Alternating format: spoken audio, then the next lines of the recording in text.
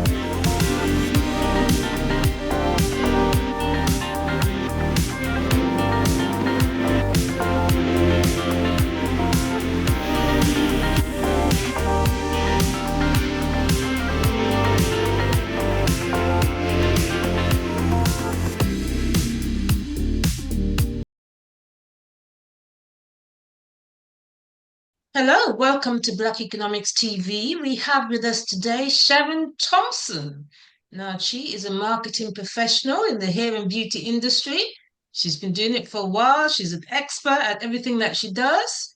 Let me read her LinkedIn profile. She's an international marketing manager, EMEA, McBride Research Laboratories Incorporated, and they are makers of Design Essentials HairCare Systems. She advocates inclusive hairdressing training, and she's a hair industry writer, public speaker. Welcome, Sharon. Thank you very much for having me, Dawn. It has been Oh, a long time coming, so I'm glad we're finally at a place where we can have this chat today. Thank yeah, you. we've probably been talking about this for about a year A now, year. audience. So we finally got there. Yes, definitely. I think it was not this Christmas, but the Christmas before that you first reached out to me. So yeah, it's Okay. taken a while.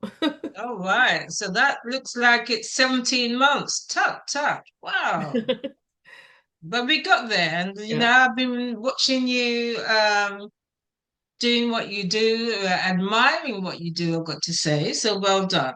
thank you so much. So please describe to our audience what you do in your own Okay. words. Well, thanks for the lovely introduction.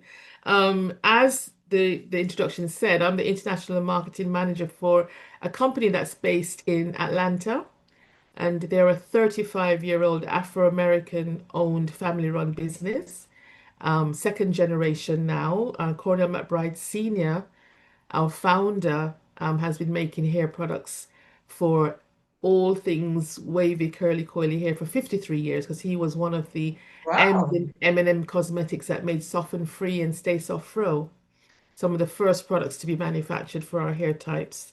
Yeah. And that was a partnership. So when that partnership ceased and the company was sold, he then set up a family business, and hence the name McBride Research Labs, their family name. And his son is now the president, and our founder remains our chairman. And they manufacture products under the brand name Design Essentials, as well as we have other named collections as well, our natural range, our professional salon range, our scalp oils, our things for the use in a salon. Um, and I manage their marketing for all of the European, Middle Eastern, and African markets. But I also give support to the Caribbean markets as well. And globally, I give support to anything outside of the USA, Canada, South America. I give support to those regions as well. And I've been in this current job for the last 13 years. because they actually headhunted me to join them 13 years ago. And prior to Wow. that, I was with two other companies, which were also both Black American owned, in the same field, in the same profession, international sales and marketing. One was Luster Products, who I was with for 15 years, Yeah. and Wow. yeah, helped to make that pink oil a household name back in the 90s. And then I moved on to ORS, Organic Root Stimulator. They had a professional range called Namaste, which is the name of the company, founded by Gary Gardner, who was a son of the founder of Soft Sheen Products, which is also a black-owned company. But they sold to L'Oreal, and he did not move with the company, but set up his own company, Namaste, which makes organic root stimulator. So I was Okay. with them, but then that got sold as well, and then I moved on to this company I'm with now. So it's been some decades that I've been doing this, as well as other things which we'll get to in throughout the interview. But I thoroughly enjoy my job. You know, I work with great teams both here in the UK, um, in Africa we have teams in Europe, and it's all about empowering ourselves, empowering each other, and empowering the people that we're serving as well in our communities. So I thoroughly enjoy my job and the opportunities it gives me as well. Well, you must know about the black hair care industry and perhaps the wider hair industry. Like the back of your hand, you've been in this industry for so long. Yes, through all my experience, it does help me to understand the markets and to understand the needs, definitely, and helps a lot with my planning. And also, I've built great relationships along the way with, distributors in the UK and other countries. And keeping those relationships going also helps in terms of, how we grow, how we proceed with what we're doing.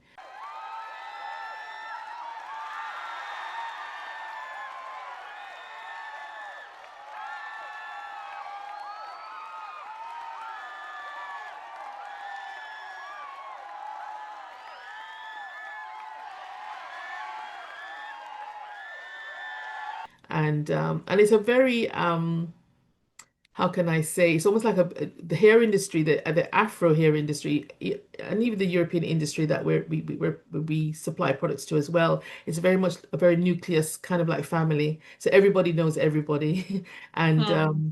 and it's all friendly competition amongst us. We all wish each other well, and we give each other our space. Well, that's good. I Mhm. came across a video recently where Design Essentials was saying they've made their billionth bottle. With I was of like, for a shampoo, company yes. to have been around so long that they've sold 1 billion of the items they sell is just Yeah, amazing. It's yeah, just the definitely. longevity is fantastic. And no doubt, I'm sure they've had people like L'Oreal and others come knocking on their door saying, "Do you want to sell? Do you want to sell?" They And definitely so far, have. they said no. They've said no, and they intend to continue saying no. We're one of the few larger black-owned hair care manufacturers, and it's not something the company's interested in doing. They're keeping it for their generations. Even the third generation now comes in during his university breaks to intern and learn the business, So it's Oh, not their intention at all. And what they actually do as a company, our president, Cornell McBride, gives advice to other smaller companies who are coming wow, up, and really? yeah, very much so. He gives advice. He's taking delegates to South Africa as a group of these smaller companies, so to help to build a category for naturally curly hair in Clicks pharmacies, which is like Boots in South Africa. Mm, It's all over South Africa, not just South Africa, Southern Africa, Namibia, Botswana, Zimbabwe. mm, mm. And he has taken them down to have meetings with the likes of Clicks as a group to try to help them to build their export business and shelf space. And in the USA, he does the same thing. He's very much um, a mentor, and an advisor to the smaller businesses coming up. And That's some of them have been very fantastic. successful through that. Yeah. That's fantastic. That's really good. So I'm glad to hear that. So really, it's like he's giving back, and he knows he's at the top of the ladder, and he's helping other people come up. Definitely, And this definitely. is what some other businesses do not do. Yes, They're at and the that, top of the ladder and then they pull it up so nobody else can get there. yeah, exactly. Not with Mr. McBride Jr. Oh, Yeah. it's fantastic. I'm really pleased and happy to hear that. And Design Essentials, I do remember a professional hairdresser recommending your products to one of my daughters. You know, that was the first time I'd heard about Design Essentials. And yeah, she got the products and yeah, worked wonders on her hair. So they are they are brilliant. The video I'm talking about, and I'll put a clip on it on this interview. Hmm. They actually show some of their staff, and you can see from the technicians to the people operating the machinery Yes, to the designers, the scientists. They were all black, you know. I yes, thought, yes, yes, oh, yes. lovely. I'm sure there's some white people Yeah, somewhere there around are. the country as And well. and Hispanic as I well. just thought, you know, how amazing this looks, and the machinery that was filling the bottles, and you know, Yes. this is no little handmade job. This is a big enterprise. Yeah, very much so, very much so. Because and one thing they pride themselves on and which they will not compromise is quality. So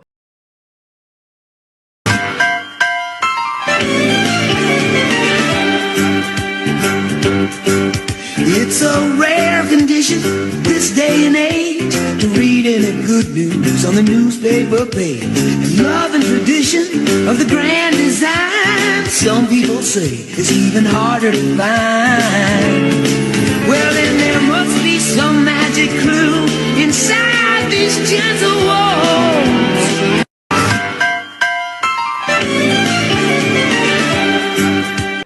our products are not the cheapest, but they're not the most expensive either, but they're Yeah. priced at where they need to be for what is in the products. Mhm.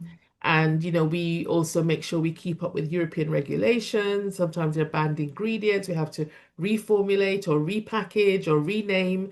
So Mm. there's lots of nuances with in terms of international, like internationally selling a product and exporting it into different markets, and different regions have different regulations. Eastern Africa has a whole different set of regulations, and Oh, really?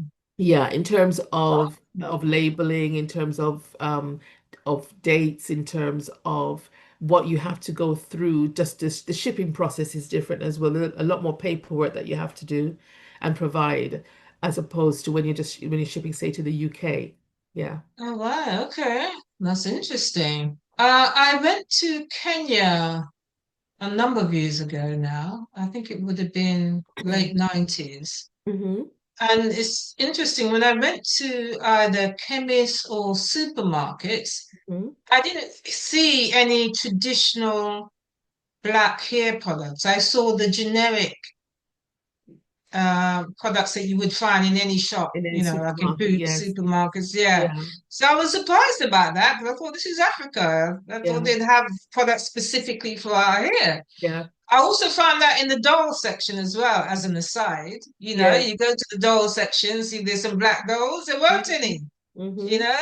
And in one shop, large supermarket, actually asked to speak to the manager. I said, look, guys, you're in Africa. And I can see, oh, it's a little black doll there over in the middle. And that Yes. was it out of like 300 dolls, you Wow. know? God, It's really, man. changed. It's evolved since then, thankfully. Yes, it's evolved since then. If you go into the supermarkets now, and there are specialist stores as well that sell beauty and cosmetic products. But if you go now, you'll find a selection. Maybe not as big as it really needs to be, but it's there. It's there. Yes. Yes. Yeah, I think the manager was trying to say, oh, they don't buy dolls. Black people don't buy dolls. I'm like, well, If they're not there for looking at you to your buy, how shelf, can I you can buy see them? why. You know, because the Yeah, children want to have little dolls, so at least the parents want to buy dolls. So, definitely. Definitely. so let's look back at your statement about you being a hairdressing training advocate. So tell So us about that.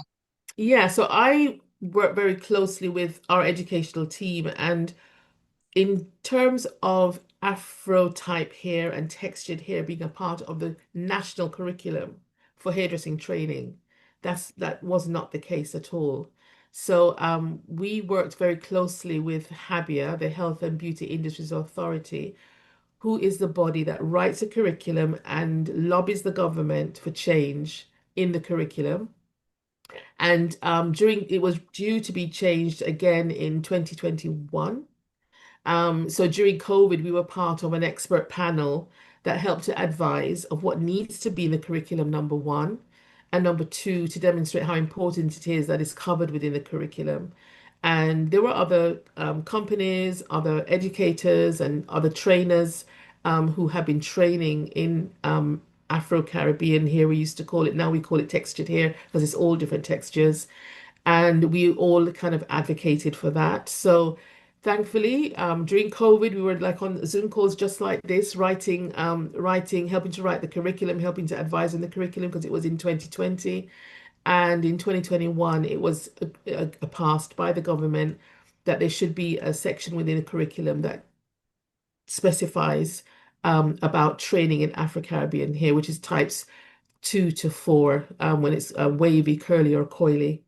Mm. And so I also wrote articles about that in the trade press, and wherever I go, that's the message that myself and the team deliver, that it is important that if you're a hairstylist, you can cater to Mm. all types of hair. And it's not fair on a student who will go into college and spend 3 years learning hairdressing, training in Yeah, hairdressing, and coming out never having touched a model with our hair type. yeah, Then it's on them to go and find that training somewhere else, whether they become an apprentice or a manufacturer like us or others hold our seminars. And we don't think that that is right. It should be that everybody understands all hair types so that when you walk into a salon, you're not being told we can't do your hair. So yeah. something we speak about Brilliant. very often in our trainings, and we became endorsed by Habia to deliver training in colleges. So we go into colleges and we actually train tutors who may have been doing hairdressing for 30 years but have never done an Mm. hour even on textured hair. So we go in with our team, we have a lead educator, Patricia Davis. She works very hard to keep us up to date with our training courses and the delivery and training the team. And we go in and we deliver CPD, which is continuous professional development courses, Mm. to the tutors so they can be upskilled and then they're able to deliver that training to their students. And sometimes we deliver to students as well. So that's an ongoing thing that I advocate for personally, and that as a team and a company we advocate for as well. That's excellent. Do you know, I remember when the news came out that all hairdressing courses would have to include Afro hair. Mhm. And you're celebrating like, whoa, but then Yeah, again, who's going to teach them? Because I'm not exactly. sure that I'm not sure there's enough people out there to Uh, teach the Not tutors how enough to at all. teach. So that keeps us very busy. Yeah, of We were course. in Scotland last week. We were in Blackpool 2 weeks ago at the actual Association of Hairdressing and Therapist Trainers Conference to deliver Wow. to tutors. So all the tutors in the north, mostly the northern part of England, were at this conference, and we delivered to them, and they saw how important it is. So each time we share the message, and we get to adopt a few more colleges or stylists who require to be upskilled. And that's a big Mm. part of what we do as well as all the glamorous hair shows and everything. Okay, okay. All right, well done. Definitely a task that needed to be done. So to Mhm. see that you're at the forefront of that, well, congratulations. Well Thank done, you. Thank you Sharon. very much. Okay, so you are also a hair industry writer.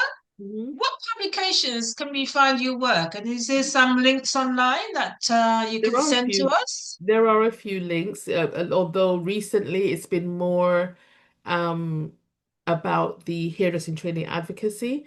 But I've done articles for Black Beauty and Hair magazine, Hair magazine, Hairdressers Journal, which is a trade magazine. I could find some links to send to you, yes. And Fantastic. also, magazines in France, Amina magazine, which is a magazine for the African woman. It's almost 50-year-old publication that's still going very strong. And that's distributed not only in France, but in French Caribbean and French Africa as well. And then Wow. there's another magazine out of Kenya, New African Woman magazine. as well that I've written for too. Okay, wonderful. Wow, you are a bank of information, aren't you, really? But I enjoy Wow. writing. I enjoy writing, and that's another passion of mine is writing. I don't get enough time to do it though, and I'm hoping in time as things may change and evolve in my life, I'll be able to really put my head down and finish some ideas of books that I have and that I've got notes for and that I started but haven't been able to finish. So yeah, it's something that I enjoy. I enjoy words. Words, I'm a wordsmith. Well, absolutely, because your experience in the industry needs to be documented. Maybe they Mm. should do a film about your work, Oh, definitely needs to. Yeah, oh, it needs to go down in Black history. It's a positive aspect of yeah. Black history, Yeah. And you there's know? so many, and there are others as well, like me, who have really paved the way for us in now in the industry, and we're paving the way for the next generation. Yes, yeah. So it's very important to us to help the next generation to really break through and be successful with a hairdressing career and to have the same opportunities afforded to them as every other of our counterparts as well. Well, please bring those books out, okay? I'll do my best. As fast as possible. Okay. So you gave us an idea of how long you've been doing what you do. Suppose somebody tried to headhunt you now, since you are such a prized position. What would happen? If someone wants to headhunt you, right, it all depends on who they are, what the offer is. I'm quite happy where I am right now, so and I'm very comfortable in what I do and comfortable. I've been blessed in that every company I've worked for, I've really felt a part of that company, a part of the family. They've all been family-run businesses. And I also, Hmm. prior to that, worked for the Gleaner newspaper as advertising Oh, manager right. and I Okay. worked for the Gleaner in Jamaica as well. And again, it just felt I've been blessed that every job I've had has been a company that is for the improvement of our communities and our people. So Okay. I've done each of them passionately because it's really connected me with our communities and connected me with impacting their lives for them to feel better about themselves and to give them encouragement and to give them support, in terms of businesses that they're running as well. So it all depends. It all depends. If somebody came with a fantastic offer, it depends. Because because it also depends on, the impact that would have on my life, on my son's life, etc. So, but Okay. yeah. I think you're an asset. You're a huge asset. And if I could nab you and headhunt you myself for Black economics. So you're a huge asset. So thank you for what you do. Good. Perhaps you can help to train others to be as fantastic as you are. Oh, yeah, give them some guidance. So let's go back now. Let's rewind the clock and talk about your early life and education and what you were thinking about doing, as you were growing up. I'm sure Yeah. you weren't thinking of being a marketing manager for a No, hair company, not no, at all. no. So give us an Um, idea of your childhood and okay. teens and education. Yeah, so I was born here in the UK in Northwest London, Park Royal Hospital, and lived in Willesden as a child in Northwest London. And when I was 6 years old, we went back to live in Jamaica. And I was educated in Jamaica, so I went to prep school in Jamaica, Catholic prep school, and then I went to the foremost Catholic girls' boarding school in Kingston. Um, it's a school that daughters are sent to from all over the Caribbean, South America, even America to that school, which even the Prime Minister's daughters, etc., went there. And that, Ooh. yeah, and that kind of helped me as well as, I have to give my hats off to my mum, who was a stickler for discipline but full of love. But she exposed myself and my sister Marie, who still lives in Jamaica. I'm the one that came back. She's there living a wonderful life. I'll tell you a bit about a bit about her soon. But it helped to instill so much in me. My mom was one when even as a child here in England, we would go to the ballet. We'd go to things like the opera, which she'd take us to the theater. My sister did ballet and tap, and she exposed us to things very early on. And in Well fact, done, Mum. the school we were going to here in England, in Blackbird Hill in Neasden, was actually a Jewish school. We're not Jewish, but it was.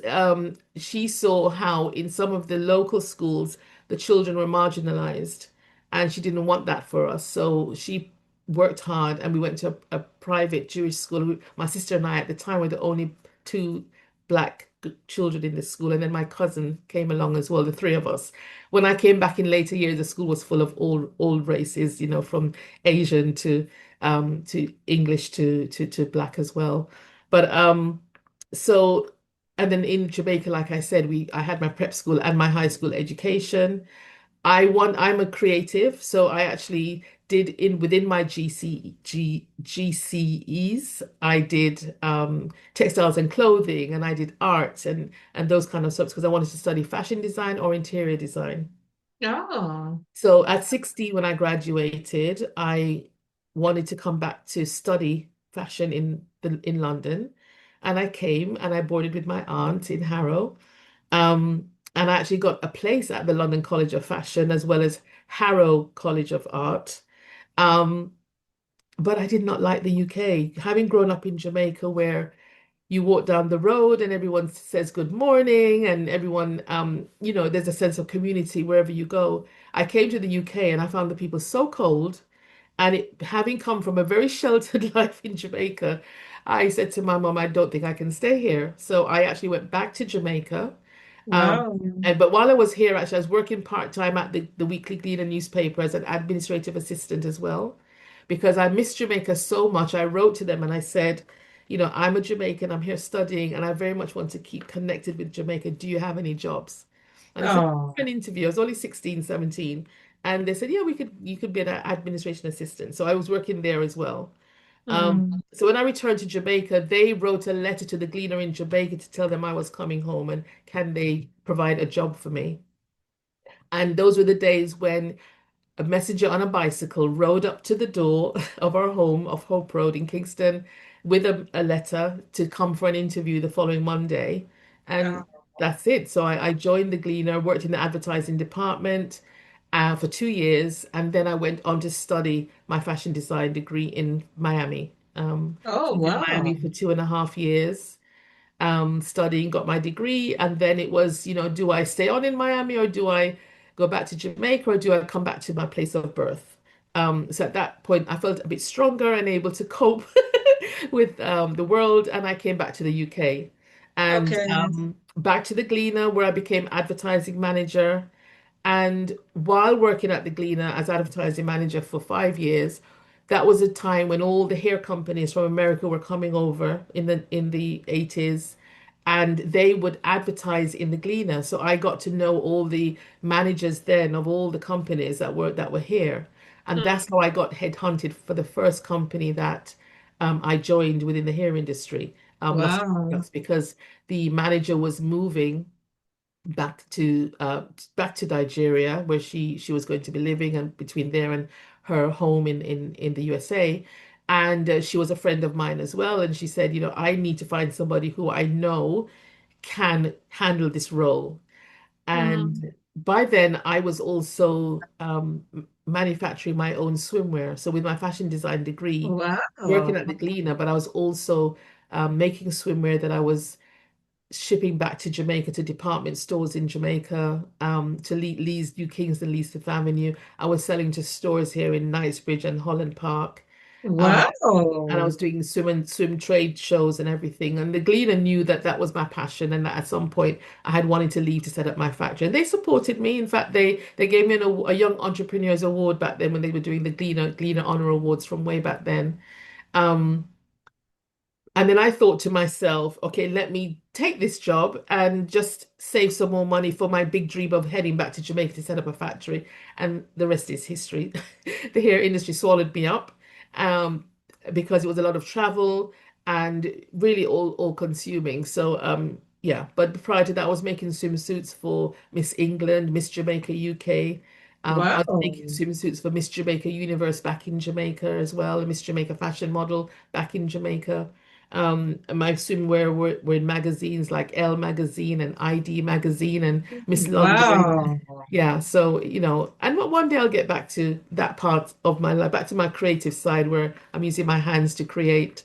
Um, but right now I'm able to still use my creativity within the hair industry because of Yes. hair shows and photo shoots, and you have to think of the themes and you have to think of the fashion and you have to see how you're going to present the products as well on the models. So and then marketing as well for me is creative thinking. So I'm a great ideas person and I'm able to utilize that within the professions that I have.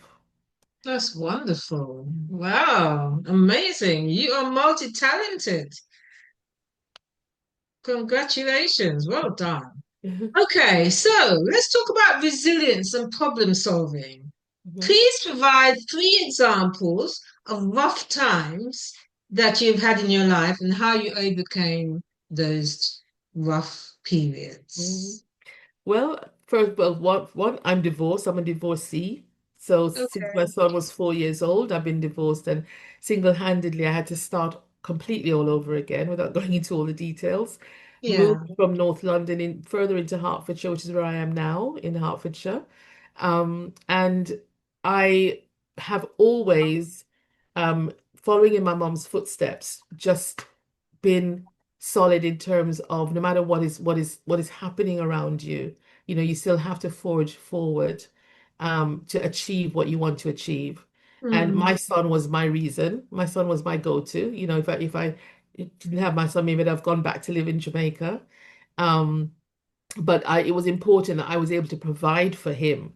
And single-handedly, it's almost like following in my mom's footsteps. I put him through private school as well, both prep school, senior school, sixth form, and then acting school. mm, Yeah, I think it's just important to build some kind of inner strength that is um, brought about by your why. Why are you doing this? Why is it important to continue? And yes, deal with the issues around you as best as you can, but try to not let them impact your why or the goals that you have set for yourself. And just mm, listening to that inner voice. My mom was a great person to give encouragement and support. So she helped me a lot with my son, which allowed me to travel with my job, oh, allowed me to work all the hours that I work. Um, and always forever grateful to her for that, as well as I had a great support network as well with other moms in the school, in the prep school, as well. So that, it's building your network of support, mm, finding ways and adopting relationships that will help you along the way rather than pull you back or discourage you. You have to stay positive. And of course, just having faith as well, that where God wants you to be is where you're going to try your best to be. And listening to him too, is very, very important. yeah. Mhm. Oh, that's very true. That's very true. How old's your son now? He's 23 now. Oh, what's he doing? He just finished acting school, so now he's, building up his reels and, getting himself out there for auditions, etc. He's always done acting, from he was 4 years old, he was going to Saturday drama classes, singing, acting, dancing, has a Yeah, passion for it. Every holiday, it wasn't he wants to go, it was back into the drama school where they do long, big productions.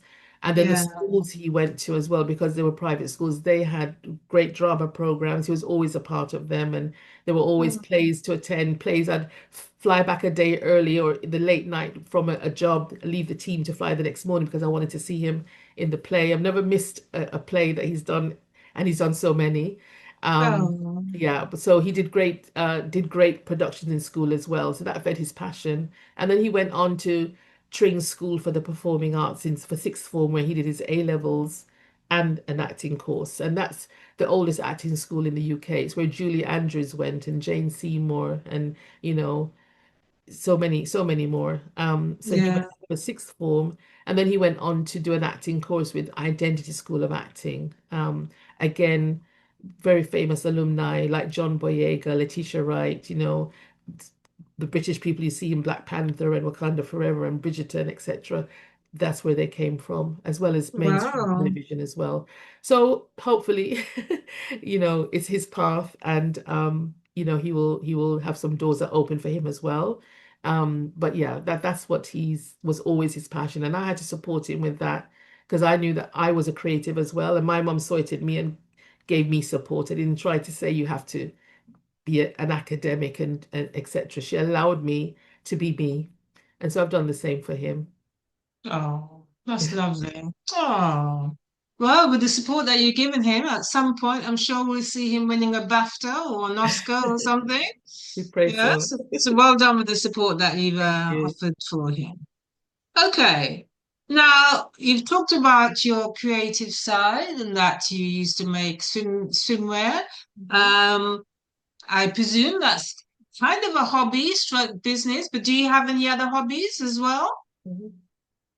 Well, excuse me, I enjoy very much going to the theater. I love music. I'm forever telling, and I'll whisper it so she doesn't start playing music. Alexa, to play, play a 70s, and I'd be dancing around in the house. But I love dancing. I love music. I love all Yeah. genres of music apart from heavy rock. I used to play the piano as well. My son too played the piano, the guitar as well, and singing. Um, and I enjoy reading. I don't get as much reading time as I'd like to, because I always have so much to read for work. And again, that's a passion that I tend to be able to indulge in when I'm on vacation or on holiday. Um, and I just enjoy relationships and people. I'm always giving advice to the young. My son, when he was at school, he was at boarding school for sixth form, and his friends would always ask for permission for the weekend away to come to this house, all boys. But they would say that they feel so comfortable here because I would, treat them as my own, and they would always ask me for advice, etc. So people are also a passion of mine, and I feel the world would just be such a much better place if people just communicated and people just loved. So that's also a part of my message as well. Okay, fantastic. Now, let's talk about the Black community and entrepreneurship.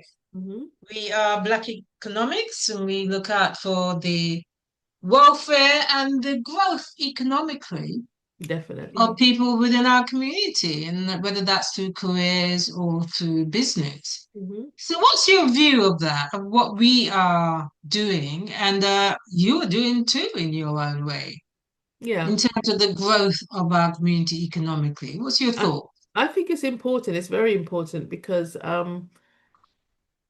we started with a disadvantage in terms of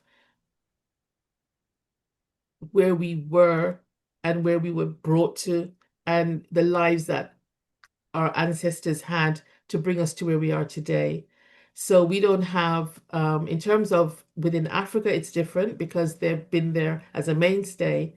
But for those who are, say, in the Caribbean or even Black America or South America, etc., we had to start all over again. So I think it's very important to highlight our successes, to highlight the excellence that we have amongst us, and to support businesses coming up and give them that fairer advantage by supporting them.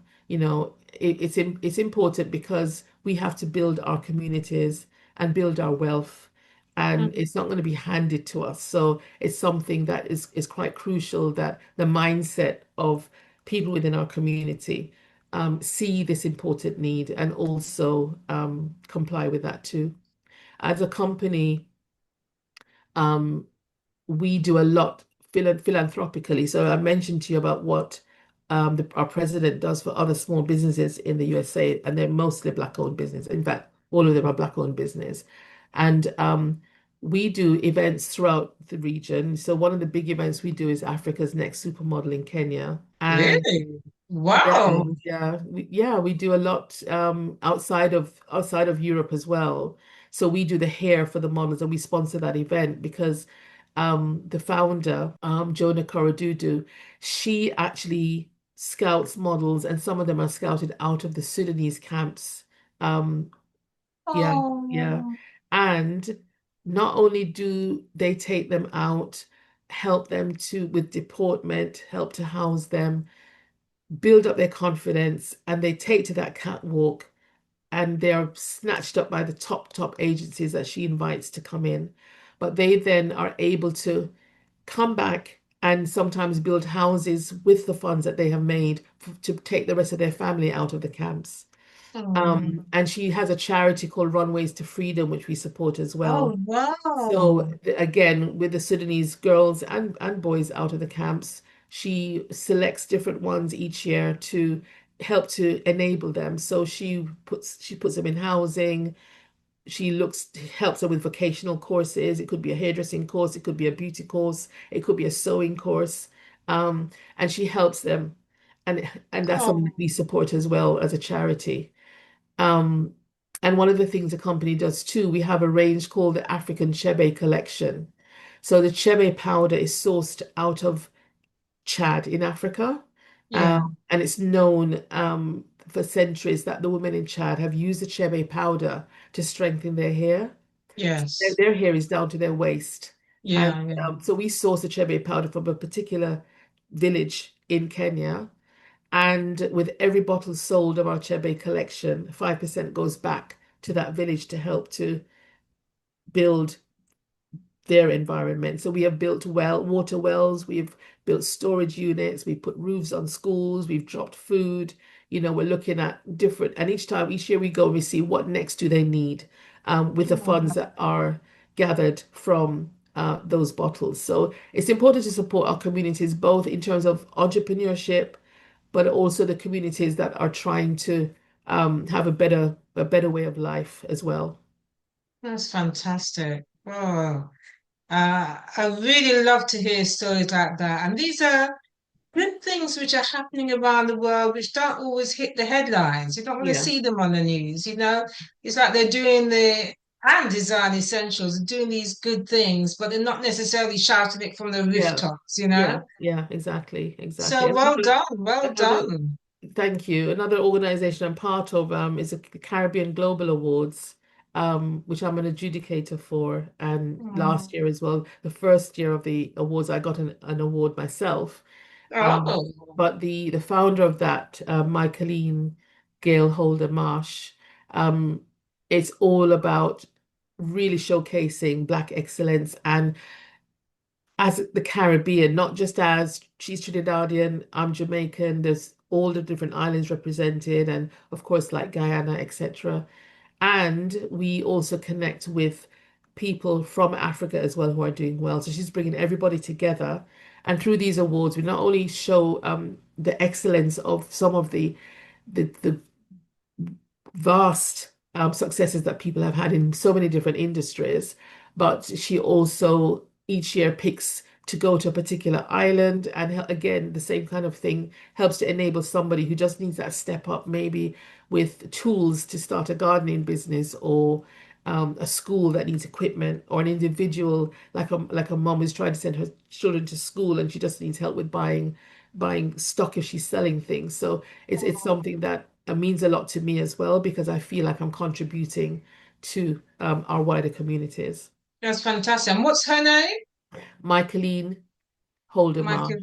Oh, okay, fantastic. Well, Caribbean Global Awards, which take place we'll in put a link. September. Yeah, we'll Yeah, it put takes a place. link to these. Yeah, it takes place in September. So the nominations actually closed on the 30th of April. Nominations Oh, closed. we just missed it. But I think the People's Choice Award is still up. So last year, the president of Guyana actually won the People's Choice Award, and he came Okay. to receive his award. And the previous year, Mia Motley won as well.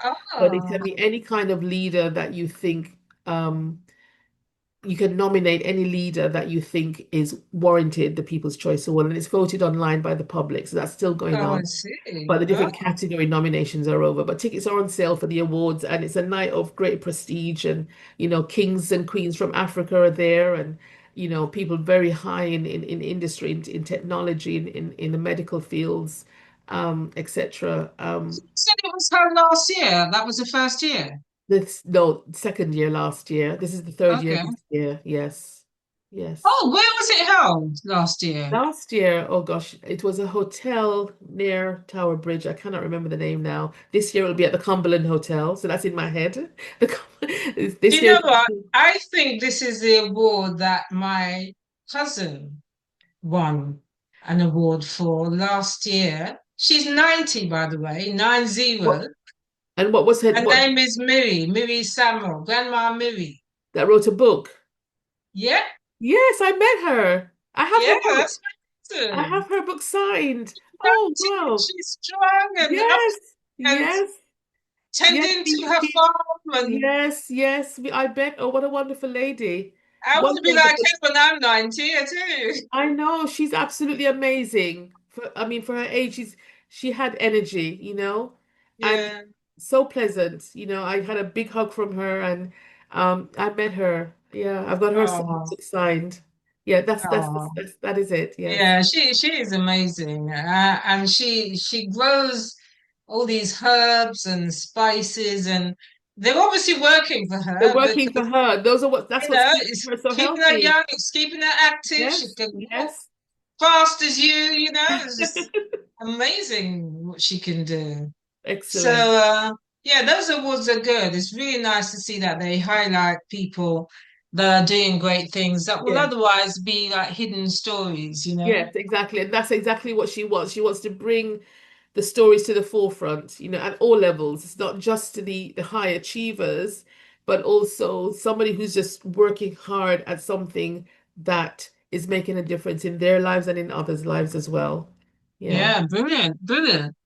Okay, now how about the black hair and beauty industry? Because in case anybody watching doesn't know, in this country, it's more or less run by Asians. Yeah, they own, I The would say, stores. 90%, am I right, of the stores? Yeah, I wouldn't. There now a few more black stores coming up now. So I All don't. black owned stores. Yes, Okay. yes, yes, yes. And you can get lists of them like on Instagram, etc., where the black stores are.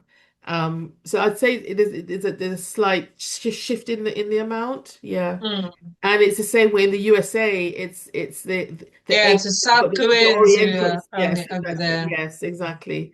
And you know, God bless Dyke and Dryden that were like the first in its time to have stores, a chain of stores and their warehouse as a distributor.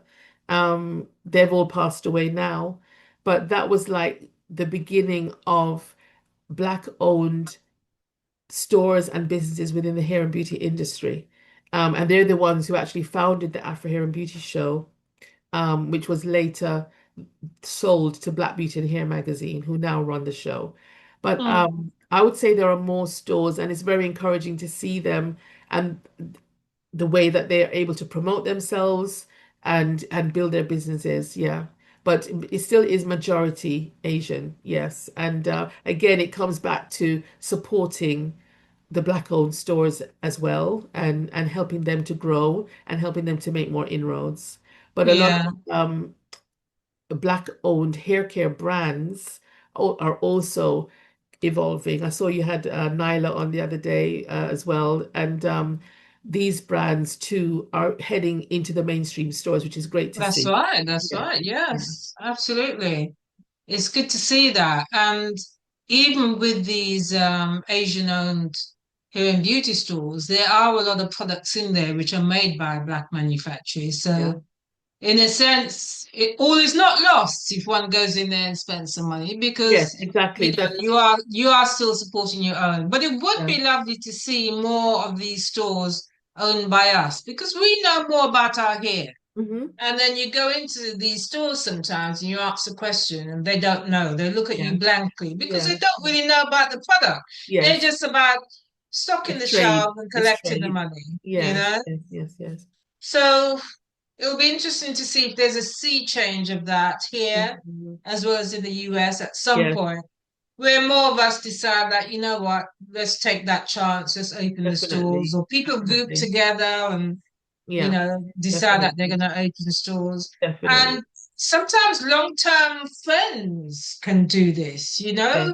Maybe they're working in a corporate environment, but they may have some savings they can put Mhm. together, they can open the store. Yeah, And then they can definitely. take turns in terms of who works in those stores. Definitely. I think on a whole, um, more Black businesses are evolving. When not only within the hair and beauty industry, but in general, restaurants and supermarkets. There was a big supermarket opened by they were two rappers. I can't remember the names right now. Clapton Recently, Conan. then Conan, yes, thank you. So you're seeing more of. And within that store, they have hair. They've got hair that you can buy. They've got the Black products. They've got the African Caribbean foods, etc. So I think there are more now, and I think there's a new generation coming up who are seeing that and are beginning to see it as the norm. I think when you look back in the 80s and the 90s, when others were seeing the opportunities and were able to get the funding, because it was also hard for Black people to get even funding or Mm, loans from their banks, etc. So it's always been very hard. But I think things are changing and evolving. And I think in general, you're seeing a resurgence of, Black entrepreneurship. And I love what you're doing, Dawn, because you really highlight those successes and help to show others that this is possible. Success is possible in business, mm, etc. I mm. owned at one point, co-owned the Splinters Academy, Splinters, which was founded by Oh, Winston Isaacs. He was the first salon that catered to our hair type in the West End from 1970 off Regent Street. wow, really? Yeah, and he trained most of the successful Black hairdressers now trained with Winston. So when the colleges were not giving training in Afro-Caribbean hair, people like Winston and there are other greats.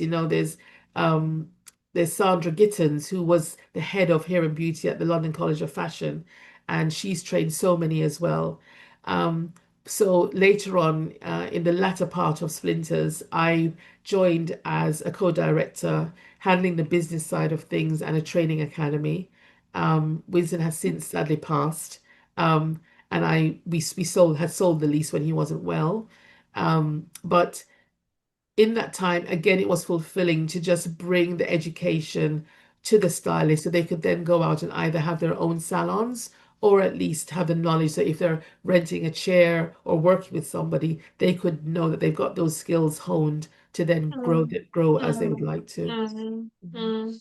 And that's what we want to encourage more people to pass on the knowledge, share the Yeah. skills, Yes, and people exactly. to pool together, Yeah, with businesses and grow big businesses and don't exactly. give up at the first hurdle, because Exactly, business can be exactly. tough. It can be very tough, Yeah. And I was doing this while working full time as well. So when it came to light that Winston was not well and would sadly soon pass Oh, away, we decided to sell the lease. And mm, because in terms of having a young son with a job that was very demanding, it would be very difficult for me to run the salon on my own unless I had some kind of investor at the time. So I made that choice yeah, because I needed to make sure I was spending time with a young son as well. Yeah. yeah, yeah, yeah. Well, I think your experience is valuable. I look forward to when you talk about all your adventures in your new book, which is coming up soon, within the next year. Oh, well, thanks for speaking it. Thanks for speaking it. You're putting pressure on me now. No, No, not it at will come. It all. will come. It will come. Thank you. Thank you. Look at it as an exciting journey that you will be going on, because writing, I write a lot, so I speak from experience when I say writing is a It fascinating and is. beautiful experience. It You get in really a is. zone and you It, disappear into a different completely. world. These Completely. these books Completely. behind me, they're all my books. Not that Yes. I've written them all, of course, Yes. but Yes. I love to read and I love to Yes. encourage people to write. And Definitely. especially people like yourself who are trailblazers and still continuing that great work. We need you to document this and we need you to pass on your skills and tips to others who are, trying to find their way, trying to get higher and Yeah, higher. And yeah, we need to raise our ambitions within our community. definitely, We definitely. definitely need to do so. Yeah, all things are possible. All things are possible. Yes. So, thank you very much for your time. It has You're been very a welcome. pleasure speaking with you. You've been a wonderful host. Thank you. Well, thank you for answering our very intrusive questions. You've been amazing. I think one thing I noticed the other day, by the way, I was in a hair and beauty shop. I was looking at the ingredients. There's a lot of talk now about some poisonous ingredients in either extensions or in hair Hmm. products, like oils and Hmm. creams and so Hmm. on. I know a lot of people have stopped using relaxers now, but that used to be quite deadly in terms of some of the ingredients. Hmm. What's your view around that? And I'm sure Design Essentials are making sure that their products are pure. Exactly. That's exactly why confidently we sell still to the professionals only. Our relaxers, our perms, which have actually made a resurgence, the perms and body wash. Really? Yes, because people want a naturally curly look, but it takes less time to maintain it if it's permed. Whereas with natural hair, you'd have to make sure that you're twisting that hair at night, and so Yeah. who want the look but don't have the time to maintain the natural hair Yes. are turning to perms, and we've just seen a resurgence in demand for our body wave. But yes, as you said, Oh, as a company, um, our products are safe and we don't have those carcinogenic ingredients in our products, and we can confidently say that. And there's actually a statement as well that the company has around that. But as with anything that we buy, if it's not totally pure, and completely naturally made, um, there will be some kind of preserving agent in there, because that's the only way that it could ship from the USA on a ship 4 to 6 weeks to get into a warehouse here and yeah. be able to last for the shelf time of 2 to 3 years. Okay, yeah. Something's made completely natural, it goes off if you haven't got a preservative in. Yes, understood, understood. But things like, we've taken away all our perfume fragrances. We've got natural fragrances in our products now. So things like, our scalp oils have things like lavender oil and marula and eucalyptus and mint and tea tree and aloe vera and jojoba, things like that.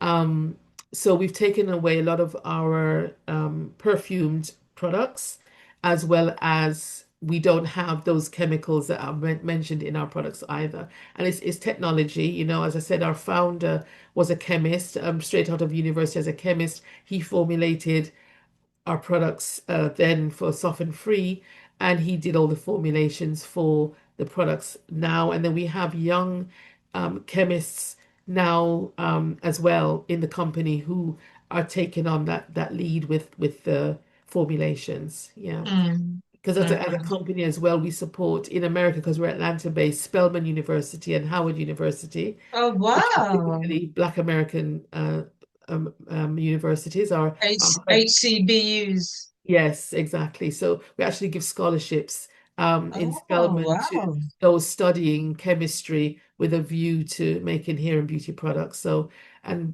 likewise, we give scholarships to Howard University as well. Wow, amazing. Well done.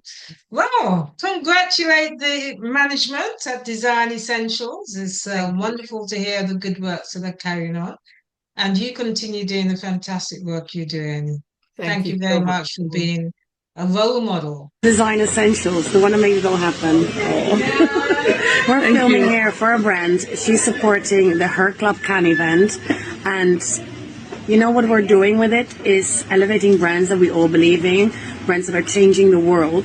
And Design Essentials is one of it. So why don't you introduce yourself and explain a bit? My name is Sharon Thompson.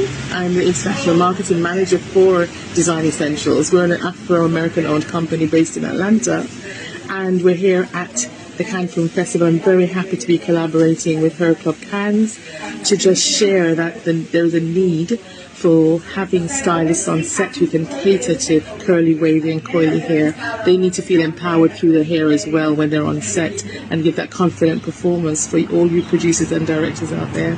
So we're here training, doing a workshop with stylists and letting you know resources out there for training for your teams on set and the correct products available.